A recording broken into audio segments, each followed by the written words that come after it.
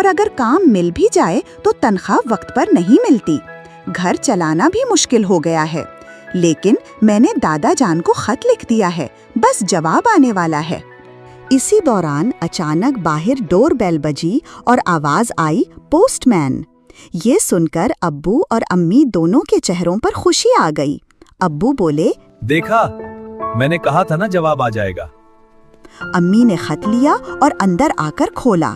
ابو نے کہا، جلدی پڑھو، کیا لکھا ہے؟ امی نے پڑھنا شروع کیا۔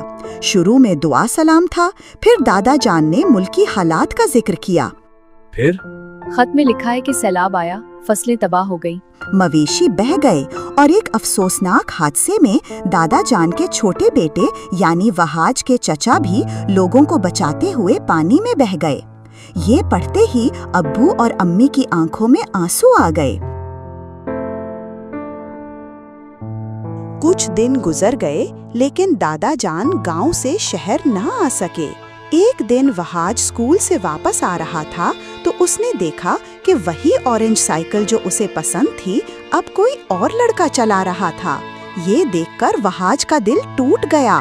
وہ خاموش رہا، مگر اندر ہی اندر بہت دکھی ہو گیا۔ وہ فوراً اسلم چچا کی دکان پر گیا اور کہا، اسلم چچا، آپ نے میری پسند کی سائیکل بیچ دی؟ اسلم چچا نے افسوس سے اسے دیکھا۔ وہاج نے آنکھوں میں آنسو لیے کہا، مجھے آپ سے شکایت نہیں، میرے ابو کے پاس اتنے پیسے ہی نہیں تھے کہ وہ مجھے اتنی مہنگی سائیکل لے کر دیتے۔ یہ سن کر اسلم چچا کی آنکھیں نم ہو گئیں۔ وہاج نے اپنے اسکول بیگ سے دادا جان کا خط نکالا اور اسلم چچا کے ہاتھ میں دے کر چپ چاپ واپس چلا گیا۔ وہاج کے جانے کے بعد اسلم چچا نے وہ خط پڑھا۔ خط پڑھتے ہی وہ بہت اداس ہو گئے اور دل میں سوچنے لگے، شاید میری دکان پر روز کتنے ہی بچے اسی طرح حسرت سے سائیکلیں دیکھتے ہوں گے اور میں کبھی ان کے دل کا حال سمجھ ہی نہیں پایا۔ اگلے دن اسلم چچا نے ایک خوبصورت فیصلہ کیا۔ انہوں نے اعلان کر دیا، اب محلے کا ہر بچہ ایک ہفتے کے لیے مفت سائیکل چلا سکتا ہے۔ جو چاہے آ کر اپنی پسند کی سائیکل لے جائے، بس خیال سے چلائے۔ یہ سن کر گلی محلے میں خوشی کی لہر دوڑ گئی۔ بچے خوشی خوشی دوڑتے ہوئے دکان پر آئے اور سائیکلیں لے کر گلیوں میں چلانے لگے۔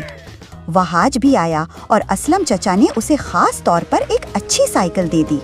اسلم چچا نے بچوں کو دیکھ کر مسکرا کر کہا، بچے سائیکلوں اور کھلونوں کے ساتھ کھیلتے ہوئے بہت اچھے لگتے ہیں۔ یہ بچے ہی کل کا روشن مستقبل ہیں۔